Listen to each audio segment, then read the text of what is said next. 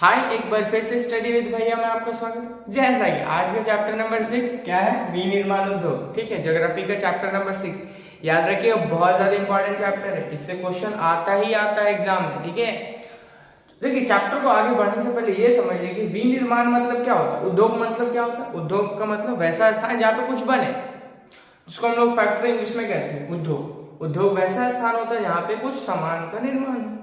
ठीक है, विनिर्माण का मतलब क्या होता है, देखो ध्यान समझना। विनिर्माण मतलब बनाना, विनिर्माण मतलब जिसको फिर से बनाना। एग्जाम्पल देते हैं, हम लोग गन्ना उगाते हैं। ठीक है, गन्ना उगा, ठीक है, उससे चीनी बनता है, तो गन्ना से चीनी बना, फिर से उसको दोबारा कुछ बनाए, तो विनिर्माण समझ में आ रहा। वैसा प्रक्रिया जिसमें कोई कच्चा माल को उसको और ज्यादा मूल्यवान बनाते हैं, उसको कहते हैं विनिर्माण। क्लियर है? अब बात करते हैं टॉपिक वाइज।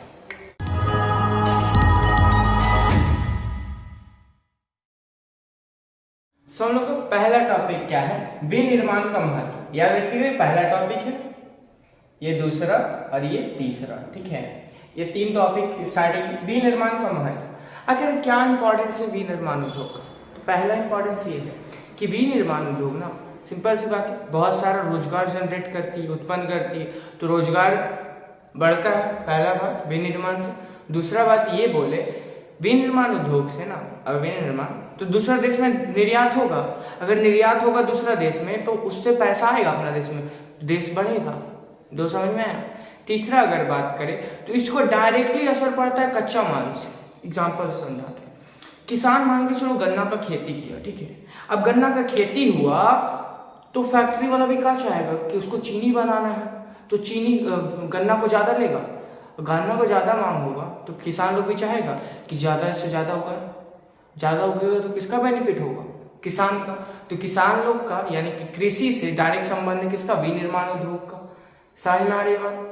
तो ये सब क्या है, महत्व है विनिर्माण का। ठीक है, अब बात करें राष्ट्रीय अर्थव्यवस्था में उद्योगों का महत्व। आखिर अपना देश का अर्थव्यवस्था में, ठीक है, किसी भी देश का अर्थव्यवस्था में विनिर्माण का क्या महत्व होता है। तो विनिर्माण का महत्व ना आप जान के थोड़ा ताजुब रह जाइएगा। विनिर्माण का उद्योग से ना, पहला तो बात तो दूसरा देश से संबंध तो अच्छा होता है, क्योंकि जब व्यापार होगा तो संबंध अच्छा होगा। साथ ही साथ अपना देश का भी सेम चीज, रोजगार बहुत ज्यादा बढ़ेगा, देश का अर्थव्यवस्था बहुत अच्छा होगा। यानी कि यहाँ पे जो पैसा है, देश का इनकम है, जीडीपी है, ये सब क्या करेगा? बढ़ेगा। आप लोग पढ़े होंगे ये अर्थशास्त्र में जीडीपी के बारे में। ठीक है, ये सारा का सारा क्या होगा? राष्ट्रीय अर्थव्यवस्था को बढ़ाएगा। कौन बढ़ाएगा? उद्योग ही बढ़ाएगा, बेरोजगारी को कम करेगा। ठीक है, खत्म नहीं हो सकता है, ये बात कहना गलत है कि बेरोजगारी खत्म हो जाएगा, कुछ ना होने वाला। बोले कैसे? मान सर हमको ऐसे बहुत सारे लड़का लोग को देखिएगा, बेगरिया घूमते रहेगा इधर उधर, कुछ करना होना तो लोग क्या रहेगा? बेरोजगार नहीं रहेगा। अब सरकार तो उसको नहीं जबरदस्ती ले ले आएगी कि चल रहे चल काम कर, ऐसा तो नहीं होगा ना, उसको तो जाना पड़ेगा। समझ में आ रही बात? अब बात करें तीसरा टॉपिक का, औद्योगिक अवस्थिति। देखो, औद्योगिक अवस्थिति को प्रभावित करने वाला क्वेश्चन पूछ सकता है। औद्योगिक अवस्थिति को या फिर उद्योग का अवस्थिति को प्रभावित करने वाले कारक कौन कौन से? यानी कि उद्योग कहीं भी खड़ा हो सकता है, कहीं भी बन जाएगा। अब अपने घर में उद्योग बना लीजिएगा, बन सकता है, छोटा सा उद्योग बन सकता है। मान के चलो मेरा मन किया कि हम पेन बनाना है, ठीक है, तो पेन बनाएंगे तो मेरे लिए छोटा सा रूम में भी बन सकता, मतलब रूम में बन सकता है पेन। आपको पता है कि नहीं, पेन हम लोग घर में ही बना सकते हैं।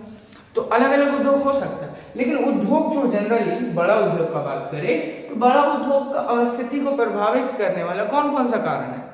तो पहला, कहीं भी इसको ऐसा समझो कि हम लोग जब भी उद्योग कहीं पे बड़ा बड़ा कंपनी कोई जगह लगाती है ना, तो उससे पहले बहुत ज्यादा विचार किया जाता है। क्या विचार किया जाता है? कि जहां पे हम लोग उद्योग लगा रहे हैं, ठीक है, वहां पे उसका कच्चा माल उपलब्ध होगा कि नहीं। जैसे मान लो चलो हम पार्ले जी को बिस्किट का कंपनी कर रहे हैं, या फिर कोई भी कंपनी है, ठीक है, बिस्किट का, तो उसको पहले देखेगा क्या? उसका कच्चा माल, यानी कि गेहूं उसको मिल पाएगा कि नहीं, नहीं मिलेगा तो कहां से बनाएगा बिस्किट? तो पहला वो क्या देखता है? कच्चा माल हमारा उसको मिलना चाहिए। दूसरा अगर बात करें तो उसके आसपास में उसको जल का उपलब्धता होना चाहिए, उसको बिजली मिलना चाहिए। बिना बिजली का उद्योग चलेगा? नहीं चलेगा। और आगे बात करें तो श्रमिक होना चाहिए, काम करने वाला मजदूर रहेगा तभी ना होगा। अब ऐसा तो नहीं रहे कि जंगलिया हम कर दे जहाँ कोई आदमी ना हो, तो कैसे होगा? समझ में आ रही है बात? और आगे बात करें तो वो ये चाहेगा कि उसका परिवहन का साधन अच्छा हो, यानी कि अगर फैक्ट्री बना ली तो कहीं ले जाना है तो उसका रास्ता अच्छा होगा तो ना। पहाड़ियाँ हम कर देंगे तो पहाड़ियों से नीचे में दिक्कत ना होगा, बुझा दिए ना। और अगर बात करें तो उसको बाजार चाहिए। बाजार मतलब क्या? वो बेच सके सामान, अंधाधुंध तो कहीं पे नहीं फैक्ट्री लग सकता है। तो ये सब क्या क्या कारण है? अवस्थिति को उद्योग का कारक है। कोई भी उद्योग बनने के पहले सब सोचा जाता है कि बाजार होना चाहिए, कच्चा माल उसको मिलना चाहिए, श्रमिक मिलना चाहिए, बिजली मिलना चाहिए, पानी मिलना चाहिए, परिवहन अच्छा होना चाहिए। ये सारा का सारा है, याद रखिएगा, किताब एक बार जरूर पढ़िएगा, ठीक है। अब बात करते हैं नेक्स्ट टॉपिक का। अब देखिए हम लोग बात करते हैं उद्योग कितना, उद्योग का वर्गीकरण। वर्गीकरण मतलब कितना तरह से उसको बांट सकते हैं हम लोग, ठीक है। उद्योग का वर्गीकरण, बांटने का। पहला अगर बात करें तो प्रमुख भूमिका के आधार पर, याद रखिएगा, सब तरफ देखिएगा, प्रमुख भूमिका के आधार पर, प्रयुक्त कच्चे माल के आधार पर, पूंजी निवेश के आधार पर, और लास्ट स्वामित्व के आधार पर। समझते बहुत इजीली समझ में आ जाएगा, ठीक है। खाली ध्यान से फोकस में यही करिएगा, ठीक, कहीं और ध्यान न दीजिएगा। प्रमुख आधार भूमिका के आधार पर, यानी कि कौन कौन सा इंपॉर्टेंस रखता है जो बहुत ज्यादा हम लोग के लिए इंपॉर्टेंट है, मतलब हर दिन उसका काम में आए। तो एक तो हो सकता है आधारभूत उद्योग। आधारभूत उद्योग वो होता है जो हम लोग किसी भी चीज को बनने के लिए इनडायरेक्टली काम में है। जैसे हम लोग घर बनता है, घर में लोहा बनता है, लोहा रहता है, लोहा बिना लोहा के हो सकता है नहीं, तो लोहा एक तरह से काम करेगा। आधारभूत किसी भी चीज को लेके इनडायरेक्टली आएगा, डायरेक्टली नहीं आएगा। घर बन रहा तो दिख रहा कहीं पे नहीं, लोहा तो जानबूझ के ना दिखेगा। अब बोलिए दरवाजा में या फिर लगा दिए पोल वगैरह, वो अलग बात है, घर का अंदर, ठीक है, समझ में आ रही है। तो वो आधारभूत होगा। उपभोक्ता उद्योग जिसको हम लोग डायरेक्ट यूज करें, जैसे मान के चलो पार्ले बिस्किट हो गया, मिल्क बिस्किट हो गया, तो इस तरह का जो डायरेक्ट हम लोग साबुन हो गया, तेल हो गया, सब हम लोग क्या करते हैं, डायरेक्ट यूज करते हैं। तो ये हो गया उपभोक्ता उद्योग, ठीक है। क्लियर? प्रयुक्त कच्चे माल के आधार पर, यानी कि बहुत सारा ऐसा भी तो होगा ना जिसको हम लोग कच्चा माल होता है। जैसे कृषि में देख लीजिए, खेती बाड़ी का होता है, कच्चा माल रहता है ना, वो जाता है फैक्ट्री, फिर ना कुछ बनता है। स्टार्टिंग में वो क्या रहता है, कच्चा रहता है, कृषि। दूसरा अगर बात करें खनिज, खनिज को हम लोग जानते हैं मिनरल्स के बारे में। मिनरल्स जो भी हम लोग निकालते हैं वो क्या होता है, कच्चा माल रहता है, ठीक है। समझ में आ रही है बात याद रखिए। आगे बस कुछ ही मिनट में हम लोग इसके बारे में थोड़ा डिटेल में ही बात करेंगे, ठीक है। पूंजी निवेश, यानी कि देखिए अब मेरे पास ढेरे पैसा है, ठीक, तो हम लोग क्या कर सकते हैं, बहुत बड़ा फैक्ट्री लगा सकते हैं। अब कम पैसा है तो छोटा लगा सकते हैं, यानी कि जो छोटा हो, कम पैसा में हो, लगभग 1 करोड़ से नीचे वाला, उसको कहते हैं लघु उद्योग। 1 करोड़ हम लोग अगर निवेश करते हैं, उसे कुछ फैक्ट्री बनाते हैं, ठीक है, 1 करोड़ या फिर ज्यादा, तो बड़ा 1 करोड़ या उससे ज्यादा निवेश करेंगे तो हो गया बृहद। बृहद का मतलब कुछ बड़ा, जो बड़ा उद्योग हो। लघु मतलब का जो छोटा उद्योग हो। लघु उद्योग को हम लोग 2-3 रूम बड़ा, मतलब थोड़ा बड़ा हो उसमें भी बना सकते हैं, लेकिन बृहद उद्योग के लिए हमको बहुत बड़ा जगह चाहिए होता है। क्लियर हो रही है? स्वामित्व, स्वामित्व मतलब इस पे हक किसका है, मेरा भी हो सकता है, किसी और का भी हो सकता है, क्या सरकार का भी हो सकता है, तो वो समझिए। स्वामित्व के आधार पर 4 होता है। सार्वजनिक, सार्वजनिक उसको कहते हैं जिसमें सब लोगों का हक हो। पार्क जब जाते हैं हम लोग तो किसी पर्टिकुलर का होता है नहीं, रोड पे चलते तो किसी पर्टिकुलर का होता है नहीं, तो हो गया क्या, सार्वजनिक उद्योग। समझ में आ रही बात? अगर संयुक्त का बात करें, संयुक्त में मतलब 2 लोग या फिर 2 कंपनी, 2 पार्टी, मतलब अलग अलग कंपनी मिलके क्या कर सकते हैं, बना सकते होंगे संयुक्त। 2 या 2 से ज्यादा भी हो सकता है। सहकारी मतलब होता है जिसमें सरकार भी आए और कोई कंपनी भी आए, तो हो गया क्या, सहकारी। क्लियर हो रही है बात? निजी का बात करें तो निजी मतलब जो मेरा खुद का हो, मेरा पर्सनल हो, उसको क्या कहेंगे, निजी। तो ये था बेसिकली उद्योगों का वर्गीकरण। आई थिंक आपको समझ में आया होगा। अब बात करते हैं इंपॉर्टेंट टॉपिक का इसके बाद। अब देखिए हम लोग का नेक्स्ट टॉपिक क्या है, कृषि आधारित उद्योग। यानी कि जो भी बात होगी कृषि की बात होगी, ठीक है, कृषि के आधार पर ही बात होगी। वस्त्र उद्योग, ठीक है, आपको पता होना चाहिए भारत में अगर बात करें सबसे ज्यादा एम्प्लॉयमेंट कहाँ है, मतलब एक तरह से तो हो गया वस्त्र उद्योग में। देखिए कैसे, वस्त्र का हम लोग तो यूज करते हैं डायरेक्टली, ठीक है, साथ ही साथ जो कंपनी हो तो वो बनाता है, कंपनी जो बनाया वो कहाँ से लाया, आपका लाया है एक मतलब किसान से लाया कपड़ा, ठीक है, वस्त्र का समझ लेना, जो भी धागा, देखिए हम सूती का बात करें, बहुत सारा आपका ये रेशम का, तो ये सारा क्या किसान से आया, किसान के बाद का फैक्ट्री गया, फैक्ट्री के बाद वो गया है मान के चलिए कोई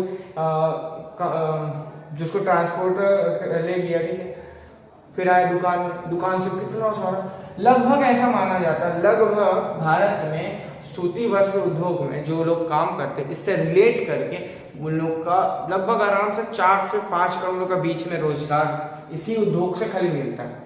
आप सोच सकते हैं कि कितना ज्यादा इंपॉर्टेंस होगा वस्त्र उद्योग के बारे में, ठीक है। देखिए पहला अगर बात करें वस्त्र उद्योग में, तो सूती वस्त्र उद्योग का बात करते हैं, ठीक है। सूती वस्त्र उद्योग खासतौर पे अगर हम लोग बात करें तो कहाँ है, आप यही जगह चल जाइए, गुजरात हो गया, महाराष्ट्र हो गया, ये सारा इलाका में बहुत ज्यादा क्या सूती वस्त्र उद्योग।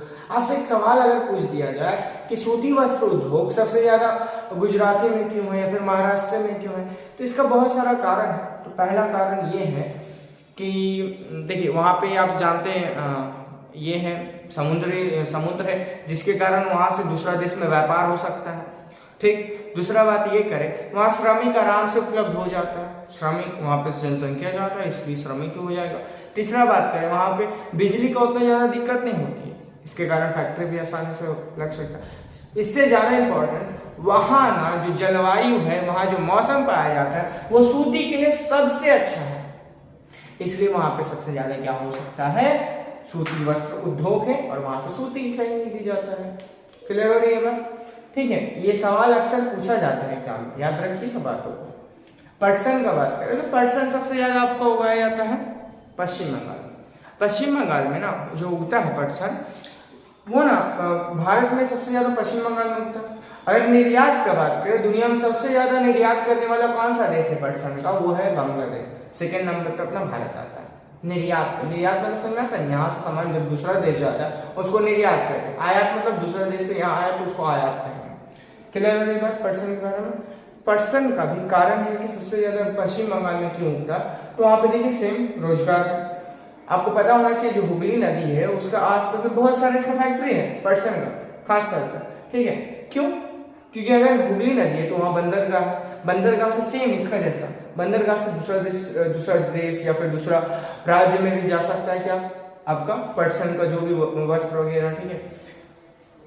तो इस तरीके से वहां पे भी श्रमिक इजिली है, सेम बिजली आसानी से मिल जाता है। पटसन को उगने के लिए सबसे अच्छा वातावरण है, वातावरण मतलब वहाँ पानी अच्छा है, जलवायु अच्छा है, मतलब धूप भी उतना ज्यादा नहीं।